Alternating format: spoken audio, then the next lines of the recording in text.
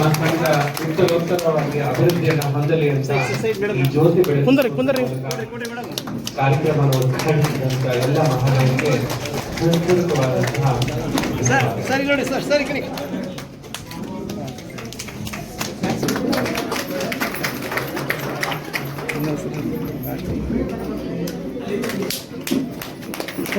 ಬಲದಿಂದ ಸಮಂಥದ ಕೀಡನೊಡೆಯ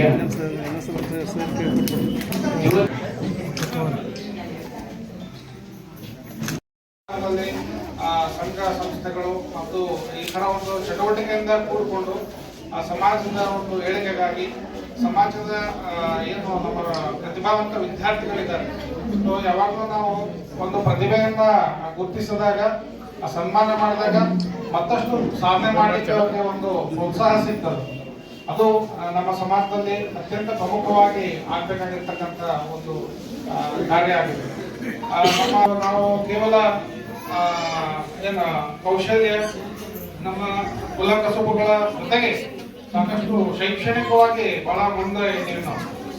ಮತ್ತು ಕೇವಲ ಶೈಕ್ಷಣಿಕ ಅಷ್ಟೇ ಅಲ್ಲ, ಹಲವಾರು ರಂಗಗಳಲ್ಲಿ ನಾವು ಮುಂದೆ ಇದ್ದೀವಿ. ಆದರೆ ಅದನ್ನ ಗುರುತಿಸುವಂತಹ ಕಾರ್ಯ ಆಗ್ಬೇಕಾಗಿದೆ. ಆ ಒಂದು ಕಾರ್ಯವನ್ನ ನಮ್ಮ ಬಾಗಲಕೋಟೆ ವಿಶ್ವಕರ್ಮ ಸಮಾಜದವರು ಎಲ್ಲ ಮಾಡಿದ್ದಾರೆ. ಸೊ ಅದಕ್ಕಾಗಿ ಅಧ್ಯಕ್ಷರು ಆದಿಯಾಗಿ ಎಲ್ಲ ಪದಾಧಿಕಾರಿಗಳಿಗೆ ನಾನು ಈ ಒಂದು ವೇದಿಕೆ ಮೂಲಕ ಅವರಿಗೆ ಅಭಿನಂದನೆಗಳನ್ನ ತಿಳಿಸ್ತಾ ಇದ್ದೇನೆ. ಈ ಸಮಾಜವನ್ನ ವಿಶ್ವಕರ್ಮ ನೌಕರ ಸಂಘಕ್ಕೆ ವಿನಃ ಇನ್ಯಾವ ಕಾರಣಕ್ಕೂ ಅಲ್ಲ. ಉತ್ತರೋತ್ತರ ಅಭಿವೃದ್ಧಿಯನ್ನು ಹೊಂದಲಿ ಅಂತ ನಾವು ಕೂಡ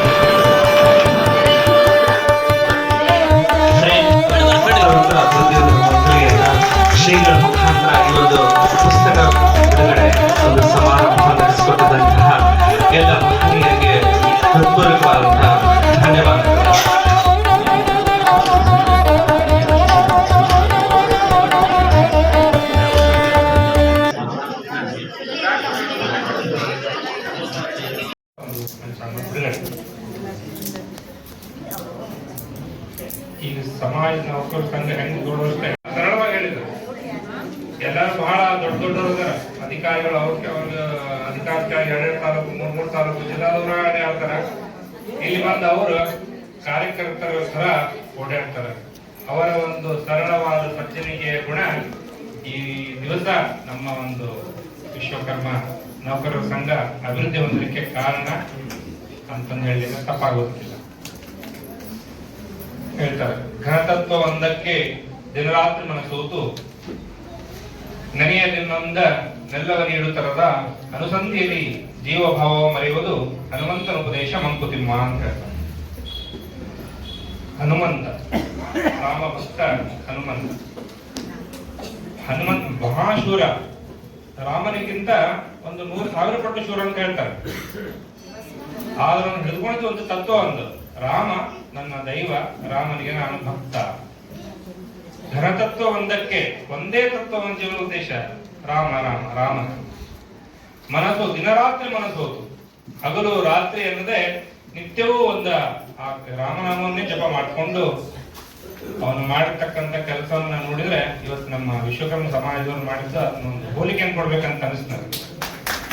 ಒಂದೇ